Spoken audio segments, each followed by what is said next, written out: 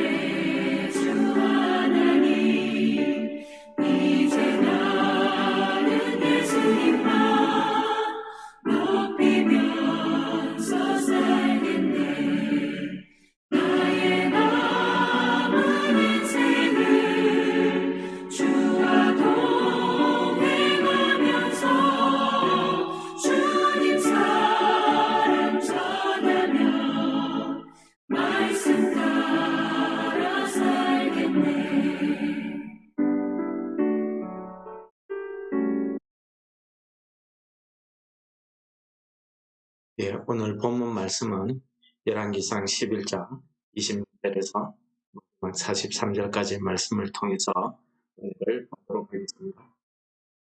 솔로몬의 신하 느밧의 아들 여로보암이 또한 손을 들어 왕을 대적하였으니 그는 에브라임 족속인 스레다 사람이요 그의 어머니의 이름은 스루아이니 과부더라.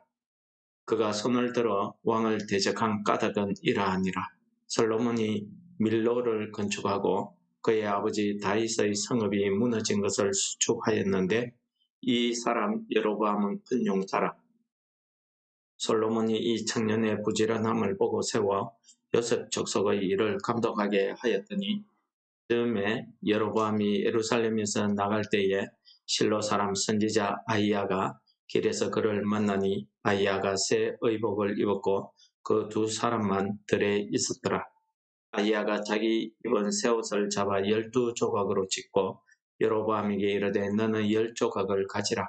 이스라엘의 하나님 여호와의 말씀이 내가 이 나라를 솔로몬의 손에서 찢어 빼앗아 10지파를 내게 주고 오직 내 종 다윗을 위하고 이스라엘 모든 지파 중에서 택한 성읍 예루살렘을 위하여 한 지파를 솔로몬에게 주리니 이는 그들이 나를 버리고 시돈 사람의 여신 아스다롯과 모압의 신 그모스와 암몬 자손의 신 밀곰을 경배하며 그의 아버지 다윗이 행한 같이 아니하여 내 길로 행하지 아니하며 나 보기에 정직한 일과 내 법도와 내 율례를 행하지 아니함이니라.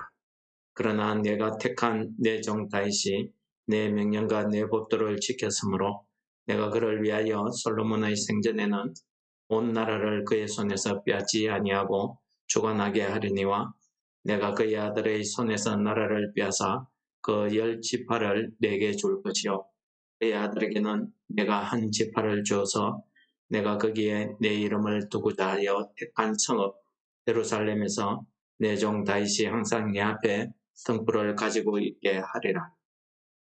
내가 너를 취하리니 너는 내 마음에 원하는 대로 다스려 이스라엘 위에 왕이 되되 내가 만일 내가 명령한 모든 일에 순종하고 내 길로 행하며 내 눈에 합당한 일을 하며 내 종 다윗이 행한 같이 내 율례와 명령을 지키면 내가 너와 함께 있어 내가 다윗을 위하여 세운 것 같이 너를 위하여 견고한 집을 세우고 이스라엘을 내게 주리라. 내가 이로 말미암아 다윗의 자손을 괴롭게 할 것이나 영원히 하지는 아니하리라 한지라. 이러므로 솔로몬이 여로보암을 죽이려 하며 여로보암이 일어나 애굽으로 도망하여 애굽 왕 시삭에게 이르러 솔로몬이 죽기까지 애굽에 있으니라. 솔로몬의 남은 사적과 그의 행한 모든 일과 그의 지혜는 솔로몬 실록에 기록되지 아니하였느냐. 솔로몬이 예루살렘에서 온 이스라엘을 다스린 날수가 40년이라. 솔로몬이 그의 조상들과 함께 자매 그의 아버지 다윗의 성읍에 장사되고 그의 아들 르호보암이 대신하여 왕이 되니라. 아멘. 예, 오늘 말씀은 솔로몬이 죽고 그의 아들 르호보암이 왕이 되었다는 말씀으로 오늘 본문 말씀이 마칩니다. 오늘 본문 말씀은 어제 말씀에 이어지는 하나님의 심판의 내용입니다. 어제는 외부의 적들에 의해서 대적에 의해서 솔로몬이 괴로움을 당했다고 하면은 하나님께서 오늘은 내부에서 대적이 일어나게 하시는데 내부에서 대적은 자기가 밀로와 다윗성을 건축할 때에 성읍을 수복하고 다시 수리해서 건축할 때에 자기가 일꾼의 감독관으로 채운 이 요셉 족속 이렇게 하면은 에브라임 족속입니다. 오늘 본문 말씀에 정확하게 나와 있는데 이 사람 여로보암을 자기의 감독관으로 세워서 일을 시켰다고 합니다. 그것은 솔로몬이 이 청년을 보니까 이 청년이 아주 용맹하고 부지런해서 감독하게 했다. 마음에 들어서 감독으로 세웠더니 이 사람이 이제 자기를 대적하게 되는 거죠. 그러나 그 까닭을 오늘 29절에서 이야기하고 있습니다. 여로보암이 솔로몬을 대적하고 싶어서 대적한 것이 아니라 여로보암에게 하나님께서 찾아가신 것입니다. 아히야라는 선지자를 통해서 찾아가셨습니다. 이 아히야가 여로보암을 만날 때에 아히야가 새 옷을 입고 들에서 단 둘이만 만났습니다. 그리고 아히야가 자기가 입은 새 옷을 12조각으로 찢어서 여로보암에게 10조각을 취하게 합니다. 그리고 하나님의 말씀을 전하죠. 하나님께서 이 나라를 솔로몬 손에 찢어서 10지파를 내게 주겠다고 말씀하셨다. 그러면서 하나님의 말씀은 계속됩니다.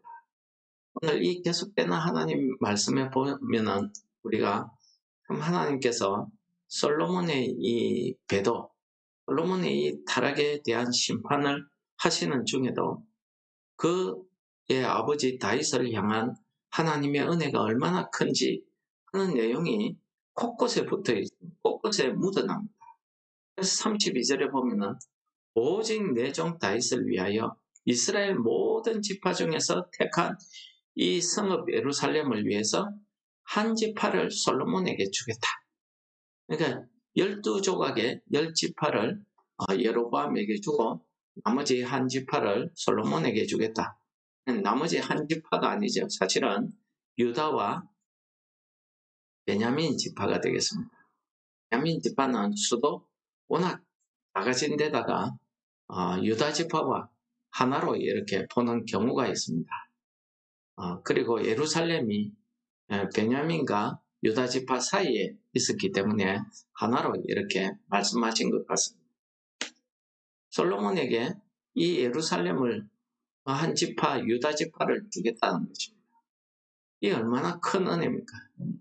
우리 사람의 생각으로는 네가 나를 배신해서 당장 다 빼앗아오고 죽이고 이럴 건데 하나님의 은혜는 우리하고는 달라서 그 가운데서도 다윗을 위해서 이 한 지파 예루살렘 이것을 남겨두시더라는 것입니다.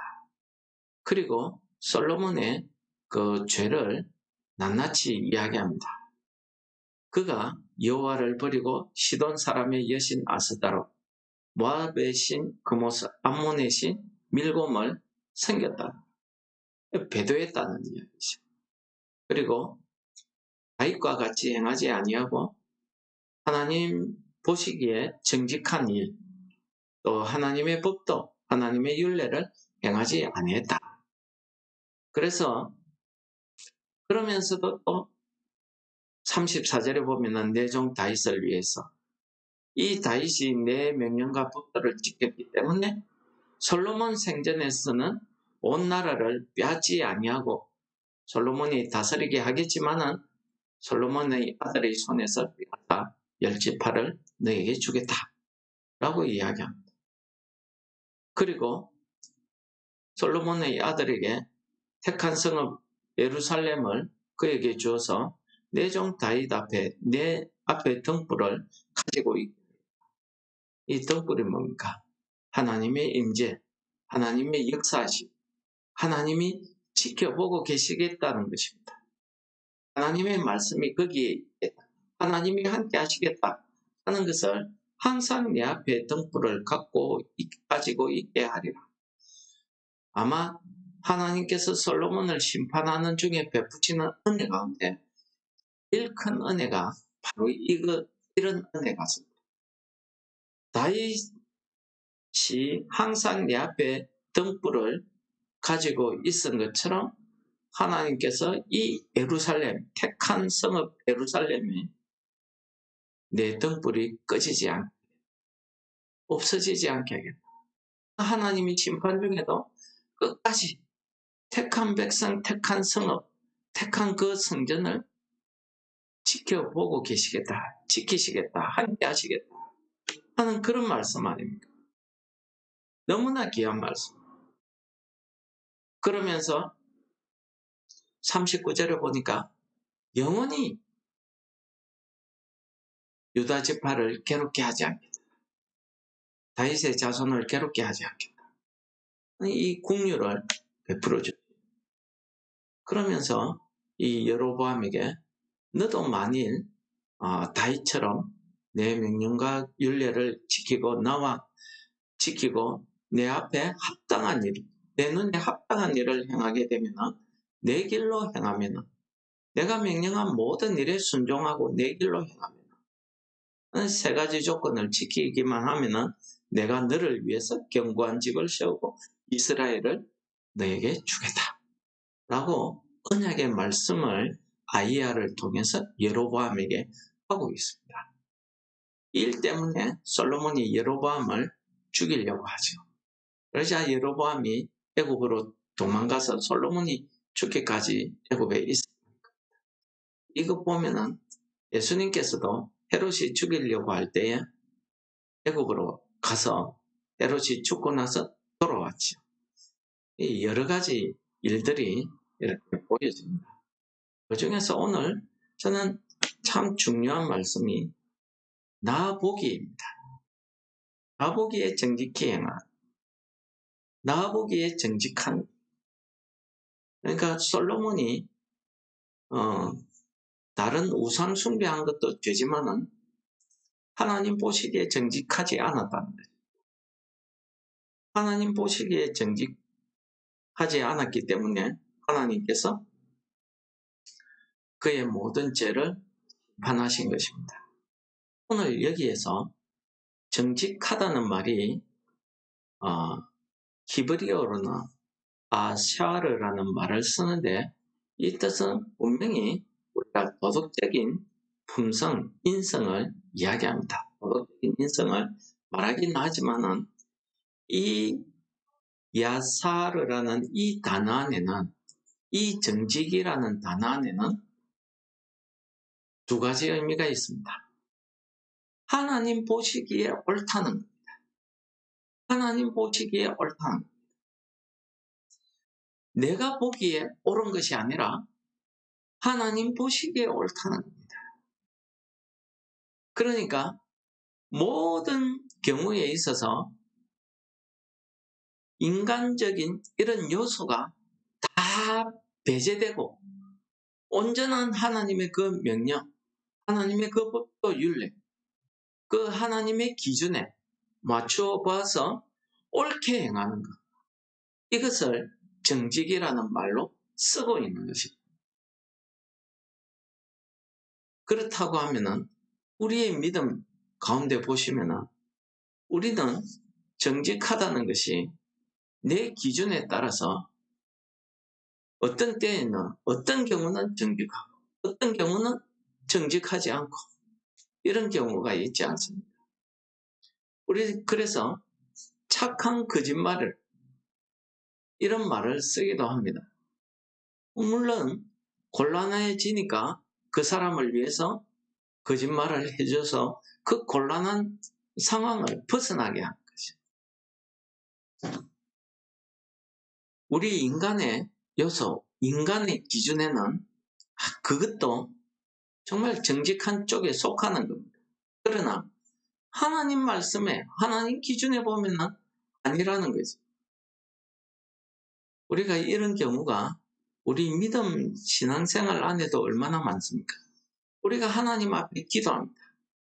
하나님 이것도 들어주시고 일도 이렇게 해주시고 이 문제를 이렇게 해결해 주시고 하면서 믿습니다 하면서 열심히 기도합니다. 기도하고 나서는 어떻게 합니까? 그 기도와는 별도의 생각, 행동을 내가 하고 있습니다. 믿지 않는 거지. 기도는 기도. 그냥 내 삶은 삶이고 이런 이중적인 잣대를 우리는 믿음 생활, 신앙 생활에서 가지고 있어요. 그런 걸 다 배제하고 하나님 기준에 보시기에 정직한 것. 이것을 오늘 나 보기에 정직한 일, 정직이란 단어의 의미를 갖고 있는 두 번째는요. 하나님의 법과 하나님의 그 언약의 말씀을 충실히 실행하는 겁니다. 하나님의 말씀에 순종해서 하나님의 언약의 말씀을 실행하는 것. 그것이 곧 그 사람의 정직함을 나타내 보이는 겁니다. 그러니까 말씀대로 하나님의 말씀대로 그대로 믿음 생활을 하는 것. 이것을 오늘 본문은 나보기에 정직한 일이라고 이렇게 표현하고 있습니다. 오늘 우리가 이 말씀을 기억하시면서 하나님께서 솔로몬을 심판하신 이유는 분명합니다. 그가 하나님을 버리고 우상을 숭배하고 하나님 앞에 정직히 행하지 않았다는 것이. 우상 숭배한 것도 물론 큰 죄입니다. 더 큰 것은 무엇입니까? 하나님 앞에 정직하지 않은 겁니다. 하나님의 말씀대로 행하지 않은 겁니다. 1년에 3번씩 하나님 앞에 제사도 드리고 감사도 했지요. 산당에 가서 제사는 드리지만 하나님 성전에 와서도 제사 드렸습니다. 그것을 자기는 하나님 앞에 하나님을 향한 그 믿음, 그 신앙을 지켰다고 생각하는 겁니다. 솔로몬은 그랬습니다. 자기는 하나님 앞에 충실히 행했다고 생각했습니다. 그러나 하나님은 분명히 이야기합니다. 나를 버렸다. 그 믿음의 기준을 자기가 보기에 기준으로 두기 때문에 그래서 우리가 하나님 앞에 죄를 지으면서도 그 죄를 합리화하는 겁니다. 우리 큰 교회에서 문제가 일어나면 그것을 자기 입장에서 합리화해서 죄가 아니라고 이렇게 합리화해버립니다. 그건 인간적인 요소. 내 상황에 맞추어서 그렇게 이야기하는 것이고 하나님 앞에서는 정직하지 못하다는 그 판단 기준이 하나님의 말씀, 하나님 앞에서의 판단 기준이 되어야 된다는 것입니다. 그것을 오늘 본문 말씀은 나보기에 정직함이라는 말씀으로 표현하고 있는 것입니다. 결국 솔로몬이 편안히 죽기는 했지만은 그의 일생이 이렇게 편안하게 죽게 된 것은 자기 아버지 다윗이 하나님 앞에 정직히 행했기 때문이라고 시편에서도 성경 여러 군데에서도 이야기하고 있습니다. 여러분, 오늘 주시는 본문 말씀에 보면은 정말 하나님 앞에 이렇게 정직히 행할 수 있다는 것은 우리 기준이 아니기 때문에 우리는 할 수 없다는 사실을 깨닫습니다. 그래서 시편 51편에 다윗은 하나님 앞에 이렇게 기도합니다. 하나님이여 내 속에 정한 마음을 창조하시고 내 안에 정직한 영을 새롭게 하소서.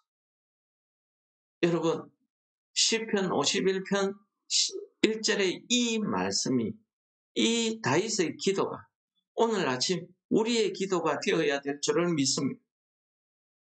나보기에 정직한, 이것은 나의 기준이 아니라 하나님 보시기에 정직한 것입니다. 이 정직한 것은, 이 야샤르는 하나님의 기준이고 하나님 말씀을 그대로 실행할 때에, 그대로 살 때에 정직함이 증명이 되는 것이고 나타나는 것입니다. 그러나 우리는 그렇게 행할 수 없다는 사실을 우리는 깨닫습니다. 그래서 오늘 아침에도 우리가 하나님이여 내 속에 정한 마음을 창조하시고 내 안에 정직한 영을 새롭게 하소서. 이 기도가 오늘 아침 우리의 기도가 되어야 되지 않겠습니까?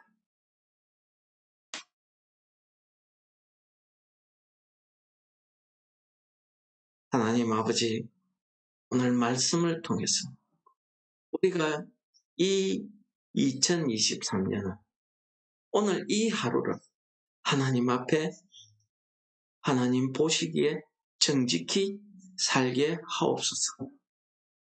하나님이여, 우리 속에 하나님을 향한 정한 마음을 창조하시고 내 안에 정직한 영을 새롭게 조성하셔서 우리가 오늘 이 하루를 하나님 보시기에 정직히 행할 수 있도록 우리를 인도하여 주옵소서. 예수님 이름으로 기도드립니다.